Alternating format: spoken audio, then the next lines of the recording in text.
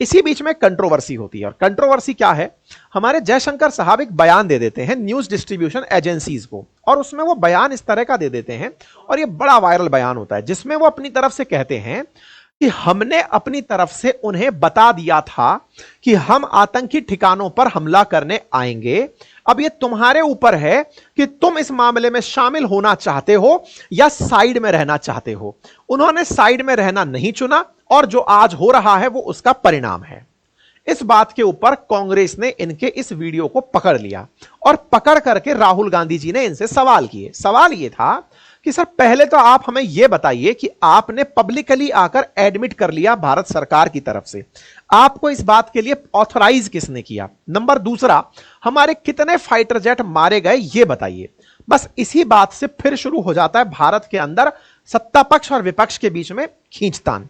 सत्ता पक्ष की तरफ से राहुल गांधी जी के इस सवाल के बाद ट्रोलर्स राहुल गांधी जी के पीछे पड़ जाते हैं, और राहुल गांधी जी के चाहने वाले जयशंकर साहब के पीछे पड़ जाते हैं। जयशंकर साहब का जयशंकर में से जय निकालकर इन्हें जयचंद कह दिया जाता है कि आपने उनको पहले ही बता दिया था, फिर तो राफेल मरना ही था, तब तो हमारे फाइटर जेट मरने ही थे। और इधर से उनको कहा जाता है मीर जाफर कि तुम जाकर के भैया पाकिस्तानियों से ही मिल जाओ, उन्हीं के लिए ही सवाल पूछ लो, उनको ही सुविधा दे दो, उनको ही सारी इंफॉर्मेशन दे दो। दोनों तरफ से रस्साकशी होना शुरू हुई। मूल मुद्दा अभी भी वहीं टिका था। क्या भारत को ऑपरेशन सिंदूर की कंटिन्यूटी में यह खबर पब्लिक करनी चाहिए थी या नहीं? सरकार ने ऑपरेशन सिंदूर को जब सीज फायर किया, उसके बाद में यह खबर या तो पब्लिकली आकर स्वतः देनी चाहिए थी कि हमारे क्या क्या नुकसान हुए, या पार्लियामेंट का विशेष सत्र बुलाकर एक पार्लियामेंट्री मीटिंग बुलानी चाहिए थी कि हमारी प्रिपेयर्डनेस कैसी थी और हमने क्या किया। सरकार ने ऑल पार्टी मीटिंग्स तो बुलाई, लेकिन ऑपरेशन सिंदूर से पहले, उसके बाद में ऐसा कुछ नहीं घटित हुआ।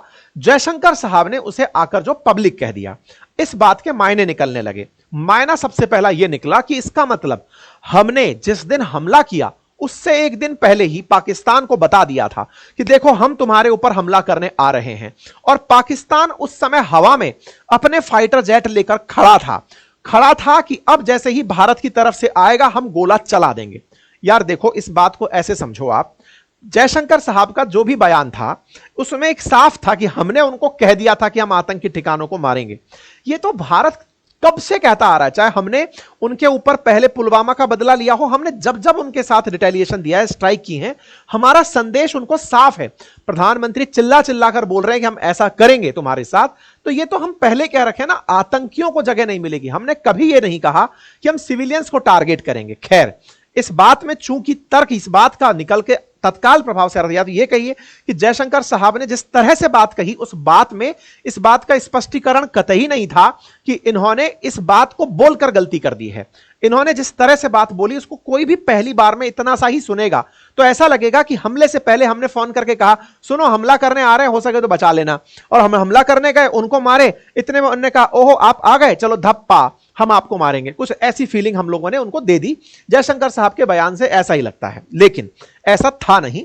क्यों नहीं था, इसके पीछे का तर्क समझिए। देखिए, भारत ने 3 दिन पहले अपनी तरफ से लोगों को मॉक ड्रिल करवाई। मॉक ड्रिल के साथ साथ जब आप और हम जैसे मतलब थोड़ा थोड़ा सा ज्ञान रखने वाले लोग बाग भी ये कैलकुलेट करने में कामयाब हो गए थे कि आज रात को हमला होगा। भाई इंडिया ने नोटम जारी कर दिया है, उनका जो इंफॉर्मेशन मिनिस्टर है वो कह रहा है कि हम पर हमला होगा, दुनिया कह रही है कि इंडिया हमला करेगा।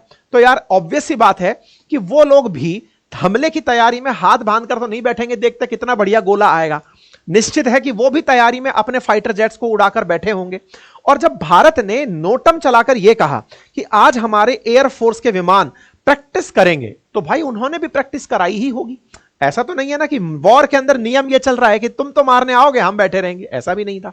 जो हुआ उधर की तरफ से, जो हमारे साथ हुआ, हमारा टारगेट उनके फाइटर जेट्स को निशाना बनाना था या फिर अपनी सीमा में रहकर उनके क्षेत्र में बैठे आतंकी ठिकानों को मिटाना था। यह हमारी प्रायोरिटी थी। हमारी प्रायोरिटी थी उनके नीचे बैठे हुए टाइटल्स को मिटाना। हमने 9 जगह स्कैल्प मिसाइल से 100 किलोमीटर अंदर तक हमले किए और दुश्मन को नेस्तनाबूद किया। यह हमारी उपलब्धि थी, यही आकर हमने बताई। अब उधर से हवा में चलकर हम पर जो आया वो हमको नहीं बताया गया। क्यों नहीं बताया गया? कहीं ये ना लगे देशवासियों को कि आतंकी मारने गए थे, खुद अपने विमान मिटाकर आ गए। भाई खुद अपने विमान मिटाकर आए, एक भी व्यक्ति की क्षति नहीं हुई, सारे पायलट सुरक्षित थे। यह भारत की बहुत बड़ी उपलब्धि थी। खैर, ऐसे में फिर यहां पर शुरू होता है एक दूसरे के खिलाफ ट्रोलिंग का काम, और बढ़िया से इस बात के फैक्ट चेक होते हैं। जयशंकर साहब ने ये नहीं कहा, वो नहीं कहा, मिस रिप्रेजेंटेशन एंड ऑल सारी बातें होती हैं। फिर सरकार सेना बाहर निकल कर आती है कि ऐसा कुछ भी नहीं था।